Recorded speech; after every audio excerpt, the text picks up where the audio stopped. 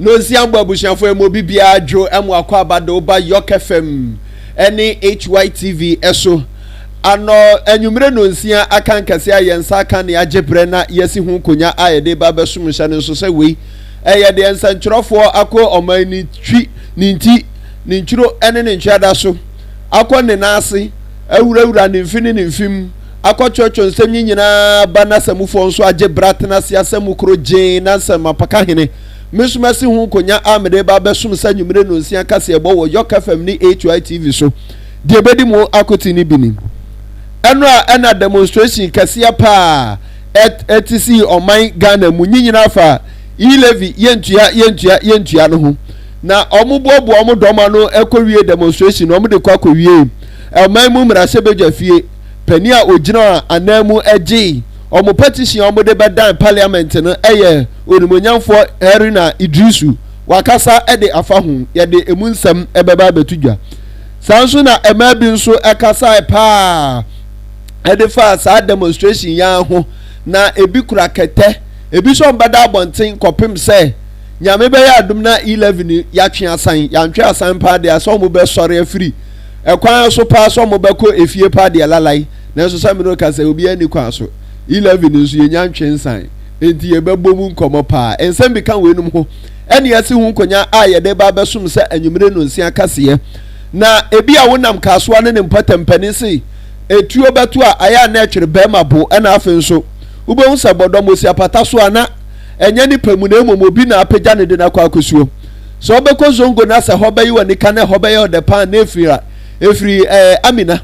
ni koko a ori aba besi abonten na fuse ni nso ko se a wasoa de aba besi hu no ena ebe ma zongo ayo de pa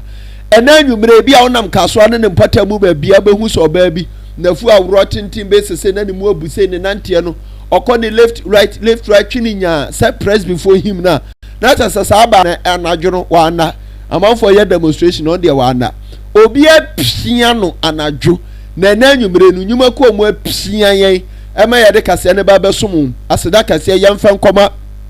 Yok State wamansa ase ayefo pansase ne doso Adums boutique ntade ne ntoma ba bibia no Adums boutique ne fa no dwuma ko mienu nyina ye ba akofo de anti ahomatrofo a wodi di dwuma ne ye ba akopa gie 0243 708 485 0243 708 485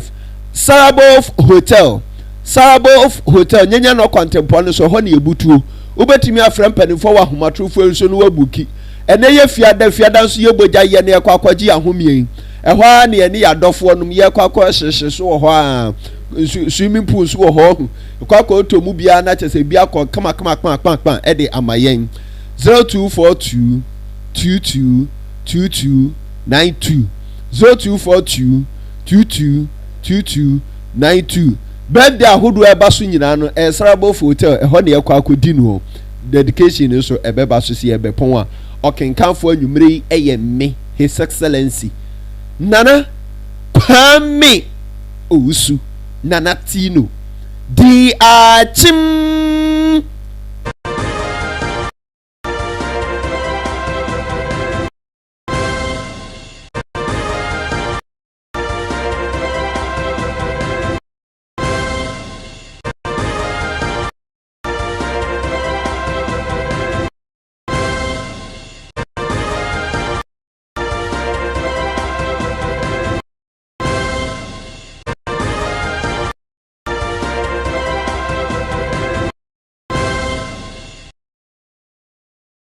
abusiafo ya mu akwaba safe na ode wa fidie na to e ka say aha eya Yok FM Hytvgh na tabiri yan de nam ewiem sa akonoma a wachi akokoba na yaba bepiem ewo phone so u TV so na wuhu ya ba bia na wo hwe na si abrante we minim no eya mia ena yede kase no eba besum afa gebre na yensane ensem no esa nyansapo na yemfema wo enu ada ena emabunu bi a owo NDC amanyoku nim no ene Ghana dehye bi ene amanyoku ahodo ni bia eka omhu bomu ese omobeye demonstration kase pa edetia eto kase a Ghana banam ne sana hene so Ken ofori ata ekofa ba ese ebaya Ghana nyina nke yenhyase na nke ntuatua nkakrakra na aboa yen kwanchan de afa ne sika ne de ye na se ye paniema papa ewe ye krom se ekwan bekoso na se eyan yaresabia ni nyina begina brane na edisuanso agina brane paade ye ne etwase ye nyina ye tu sika gum enti ye ntuatua to ne kakrakra to ne ho ofa pa ni ntuatua se ne be betimi aboa na ne ma bia pese ye o man bu ne yetimi aye na wobra okofa sa etuo yi ba ya pena NDC for say afeli enya de omo be pene so da yampere so ne yampere so ekena enti demonstration mo kono mo tu ni din say yentua na omo bobo omo doma no hyase free obra sport ena yensa ntwerofo na Trimude ene ankreben the Indomie seller ena omo hyase say ombeko ombeto omo agumonte so no mo ne adehye na kwa kasa na wobra omo hyase ye demonstration no omo namu free obra sport koya di kowie oman mu mra sebedwafie aboboa no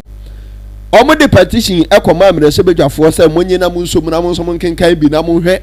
yenso yabofo no ene ade ye tan ewo oman mu pa no mu nkenkan bi na mu ni hu dwuma sanse mra ye be se organ ha nyina no eho ena ye hyefiri na eho nso na ebewie duru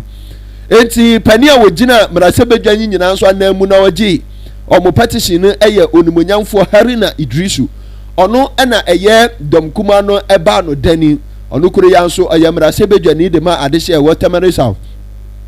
na oji Mike akasamu pe no hyase akasa no ka se omonkom akoma nto omyam no omokra mpo se domkuma mo mra sebedwa fie no nyade a 11 no omobagi atum nne omobagi atum chena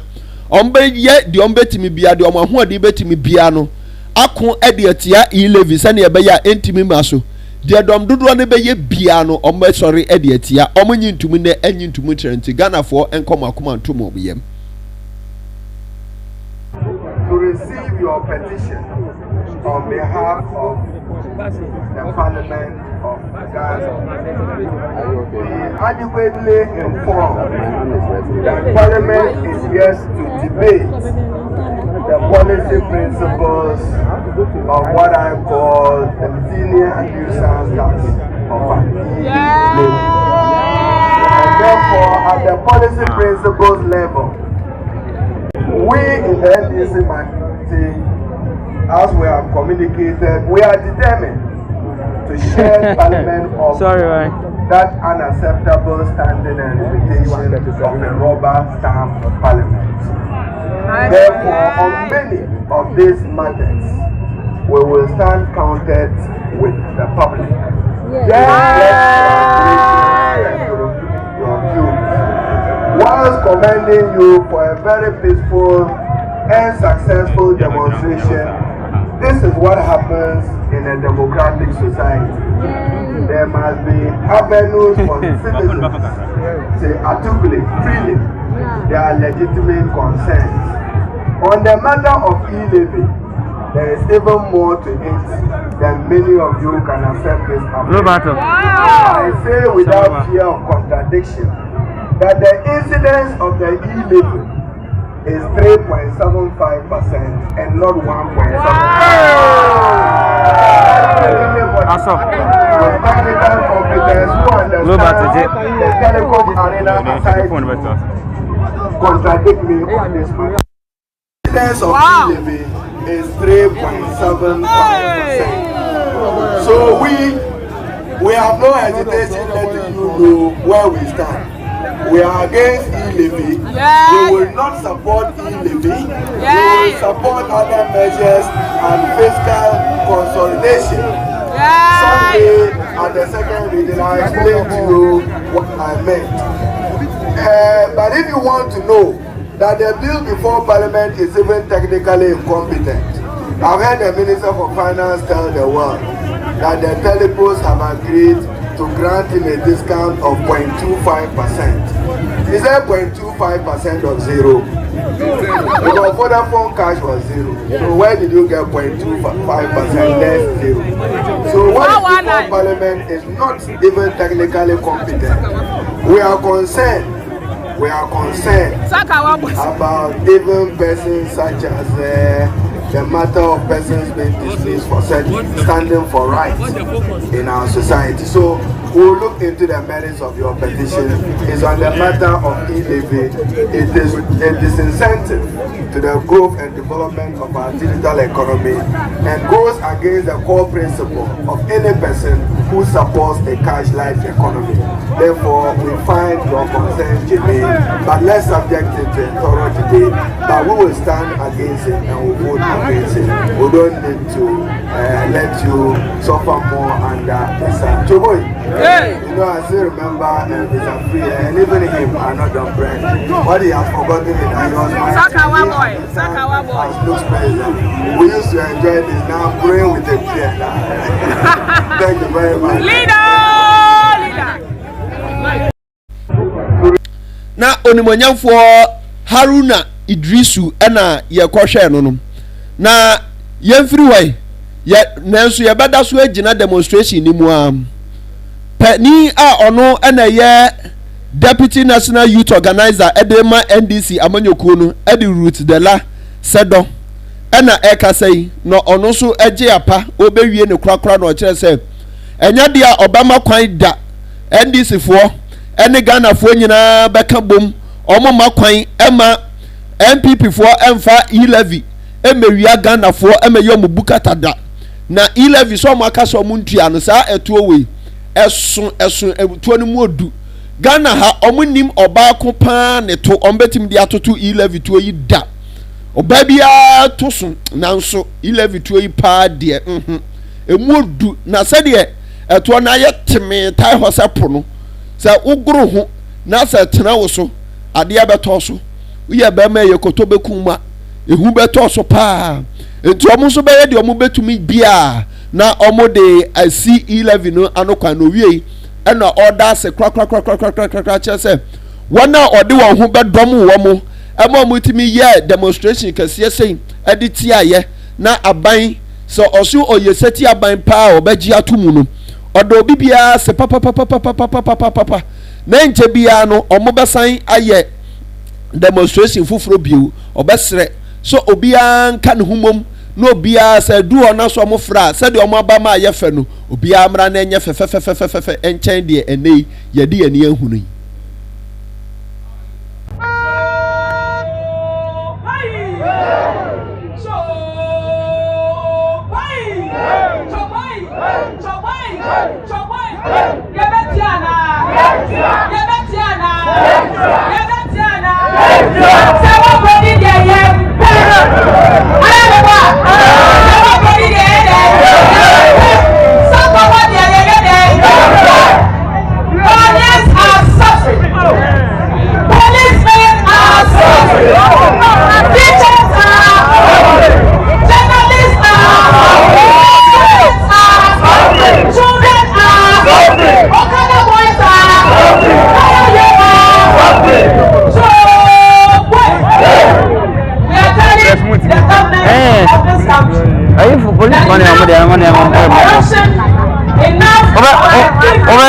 Enough of your pressure. Sorry, we are saying enough is enough. Yes. We are not going to allow them to use e-levy as a conveyor belt to rob the poor people of this country. Is that not the case? Yes. And we stand with all Ghanaian people. We stand with all market women. We stand with all the students of this country. We stand with the many people of this country who continue to wallow in poverty. Abject poverty. And we say that not to be there. On behalf of the youth wing of the party, on behalf of the coalition, we want to say a very big thank you to all of you for representing and making your voice heard. May the Almighty God bless us. May the Almighty Allah bless us. And may we continue the next time we meet like this, we'll be celebrating the victory of the national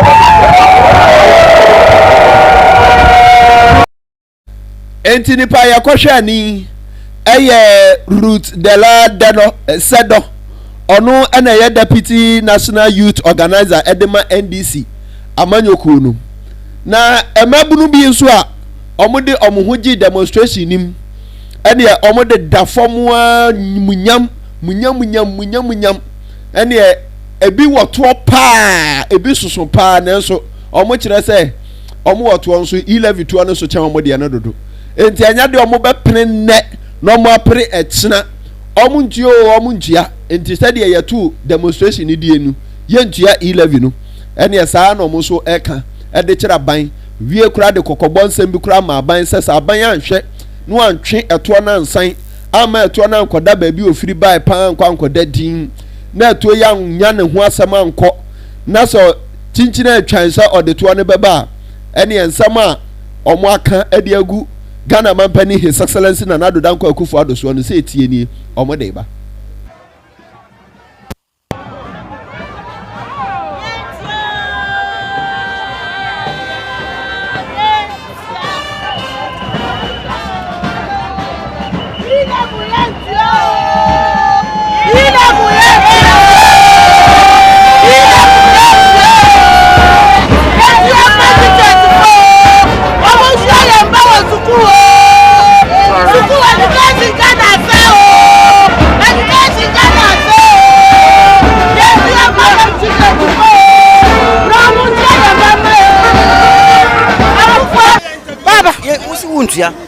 ya ila vini tia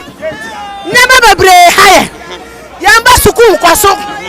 nkwala wi suku o ko university ya ntreche ati chance for tia omo bre ya so mo sambre fie ya humu nana nani na eje nda wa kwa broti otina wa kwa broti ontina Ghana ombu amanu papa ya hu chichiye eduanu no boye de petro no boye de amenu ya basa nana ya bre ile buso dia ba yentia akudo dada yi akudo say yeti sika sunsu akomediye ene saska na wahi ena usu ba beji yi level akudo ba so nji londa enzo ne lo na Ghana ye di yent mincha akudo ya tu chairman akudo oye smart by smart sin sasa na aja ye takolaji obedada we Ghana for akudo sisa wajo na ye youth ye ni apre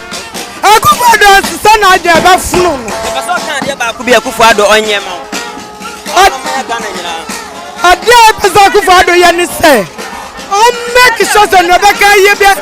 that you love I sika no go jini nyina onjai you live in Ojem Oma Ghana school nyejuma Oma bibia bekebi anya Akufo-Addo ma Ghana ho toye sese o to wa de kra ye sese di loan e to ade o be de tua nem no sase yi level Akufo-Addo yambu wo nyame ne be tua ka eyibu wi Akufo-Addo uzi andi se fu ye wi ene ye to Akufo-Addo ye wi se mebia Akufo-Addo na dia Ghana ye gusu de ne yakoso nyina brown obi so be ka bi menya meni attack do abia mbese meni di nkomo etesen ye ka me pamocho bebre nanado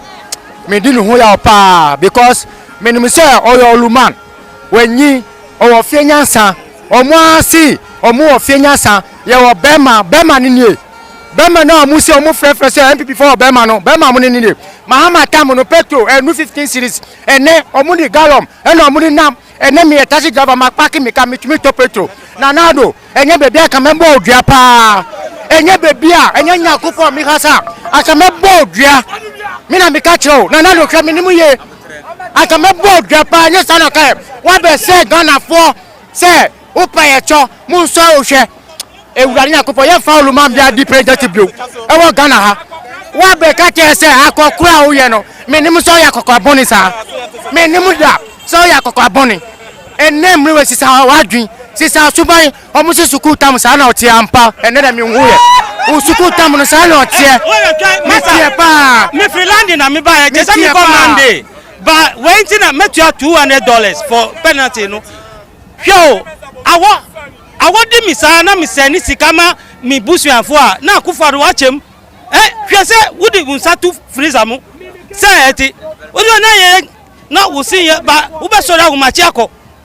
na mi se ni sika na wo Akufo-Addo no wa chem minu na yes awonu di ye no minu na awonu di ye don't pay no mami away. Miko prapra, excuse me say miko prapra clinic. Abondinam awadi minam mashe koti miensa. Na wo misanis kanom. Hey, ina ni sala. Yeah.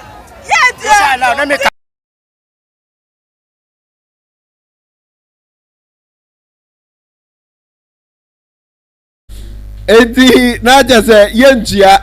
Ghana mampani se once sanwadwene pa dia ene amanfo ebodua o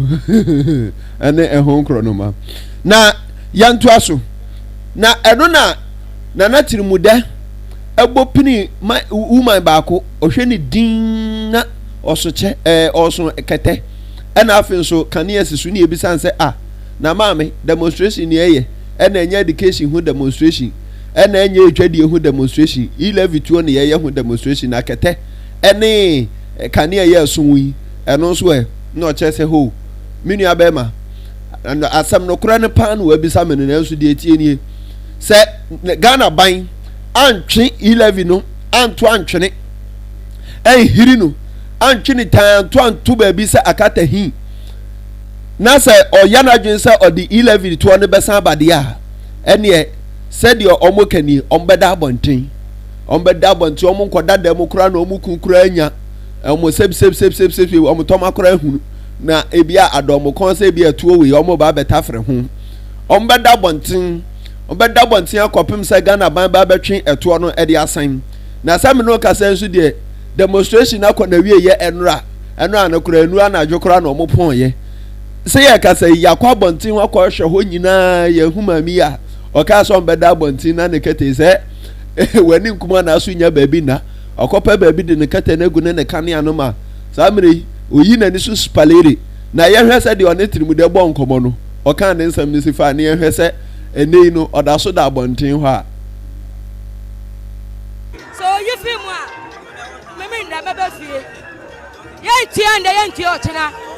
kronu de ados dudu ye bre ye huamane internana de nda de ni nu ya beda e bra na kan ba ko na mi oni mama hwe ken kwada ko school legon fo wo fie teachers fo yen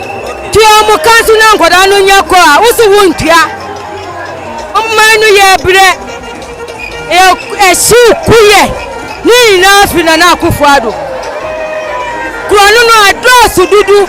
na kania ne kire se mi ko sama nana mi ko so di amanu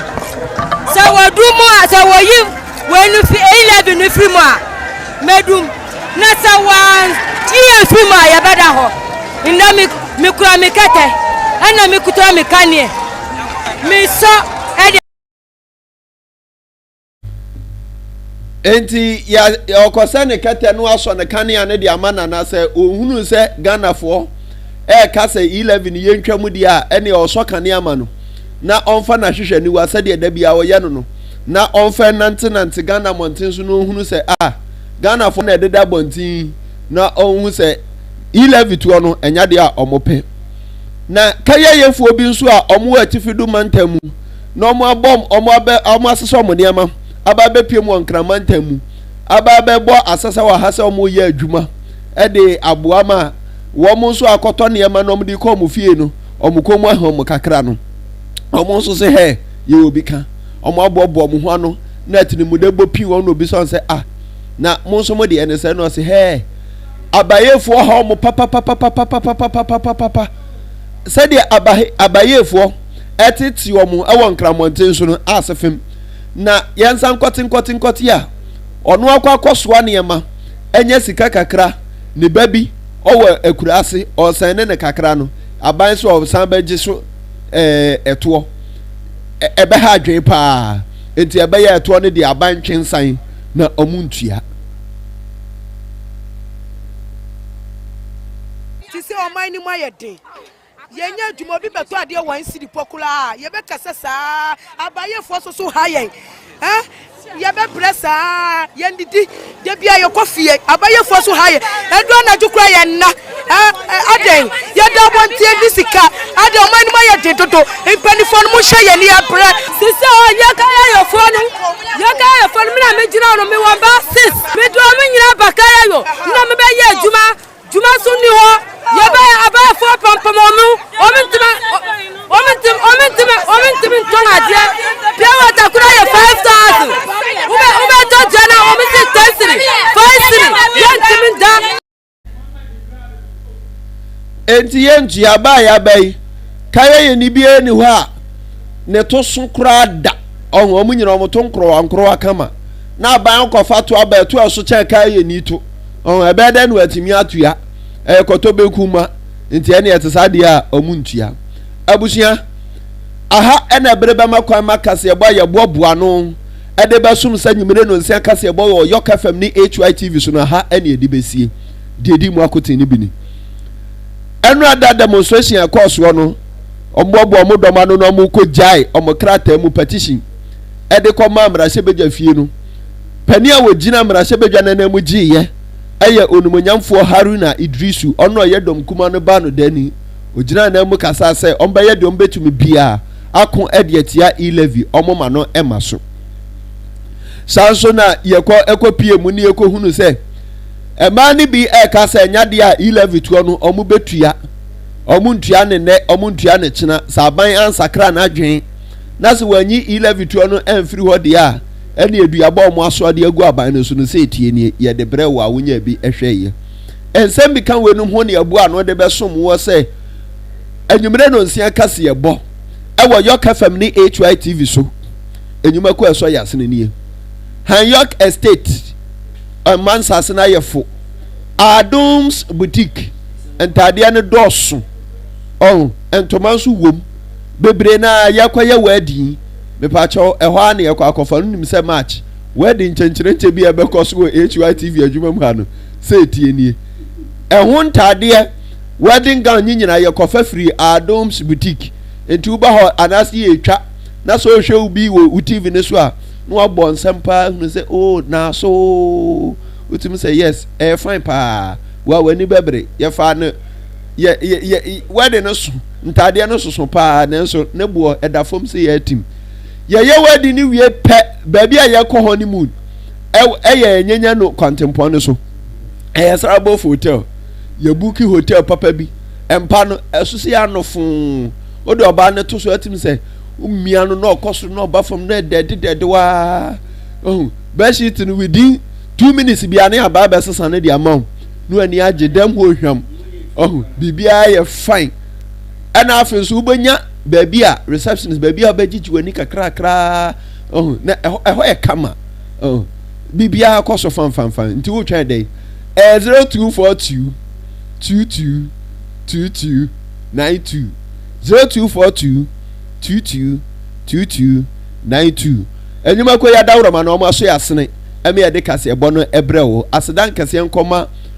abushafo eso yasene nyina omo boy ya chidom news crew no omo boy ya chidom nyina ma ye de ebesom wo no na ene news nyina me dedicate edema ranking member Belgium NPP general secretary ewo Belgium ranking member ochina eye ne birthday ena afin so osofo Reverend Bongreat Noble ono so ochina eye ne birthday nyankopon hyiram no ntomo nkwanem na onfa mu nsiye na nani so ade hu wo mamo no nyina emre mu pepepe emfema mu ye sore so anonso na Trimude betena se na ode Nsem Woho Nsem pa koso wo mamu no se tie ni edi aba no echen da enti aye nyabotre na nso je bre na hwebi Nsem Woho ebeba wakwam no nso kin na yahya ase enti tena se na twen okenkanfo anwumre eye me His Excellency Nana Kwame Owusu Nana Tino the Achim President yakwaba ochina